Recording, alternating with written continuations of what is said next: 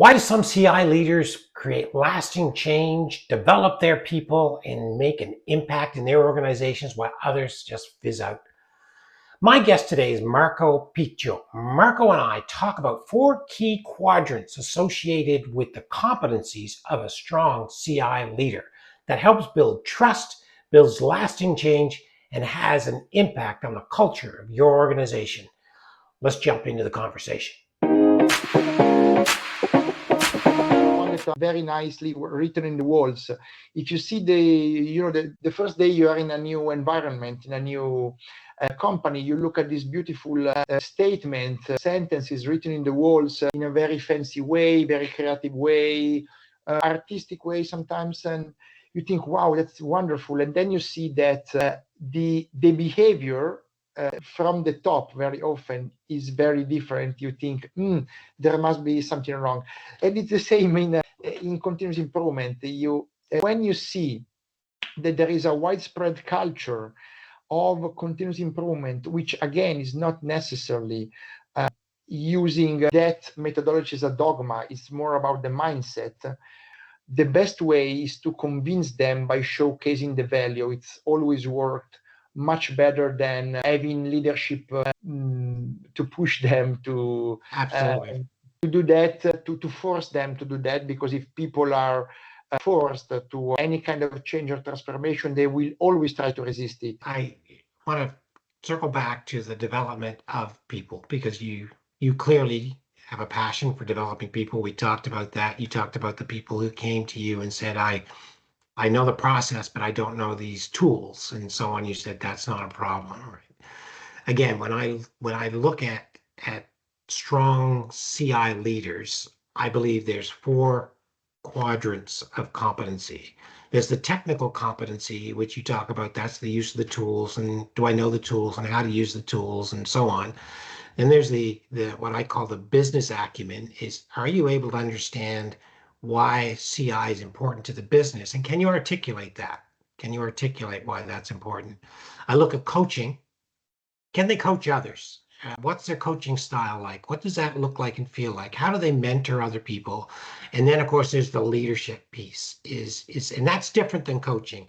They come together, but you can be a leader simply by having followers. It doesn't necessarily mean you're a strong coach. So I think there's this combination of these 4 that make up a good CI leader as a whole. Yeah, how do you feel about that? Because you touched on all of those. Yeah, I totally agree with you, and I see many times that sometimes there are people that stop at the first quadrant you mentioned. So right. I know the tool, I'm able to use the tools, but sometimes I use them blindly. Okay. Right. And sometimes it's good because you might want to have someone like that in the team because they know the tools, they can use them, they can help others using them.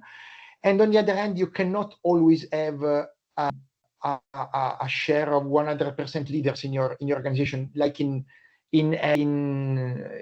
everyday life, you don't see, not everyone is naturally a leader, but it's important to have leaders on board because, like you said, they set the vision and they help inspiring, they help setting the right mindset, and they facilitate things. I think that, like you said, leaders are not necessarily coaches. I see more coaches are also important to help in these transitions. But if you don't have the 4th quadrant, so if you don't have the leaders that embed your vision, your mindset, that don't instill the right culture, you will never reach 100% your target. Let me say that all the 4 quadrants you mentioned are important, and there must be the right balance in your organization between these. Of course, when you come to maybe coaches or maybe someone who needs to has the vision, so the 2nd quadrant, probably they also need to have some kind of knowledge on the tools, right? Exactly.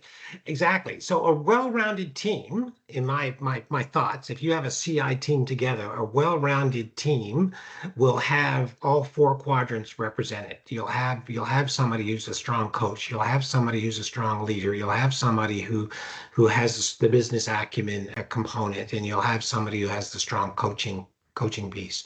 You mentioned, for example, in one of the projects where you had your process owner left the team, and somebody who was a junior person who clearly had a passion for improving the process was elevated to a leadership role simply because of the passion. And so if you've got a strong team, it doesn't necessarily mean that the highest ranking person needs to be the leader. The leader can be anybody who's respected in the team for helping drive the direction. And the person you spoke about, in my opinion, based on what you said, was respected by the others and therefore could be seen as a leader of this project, even though they didn't necessarily bear the title.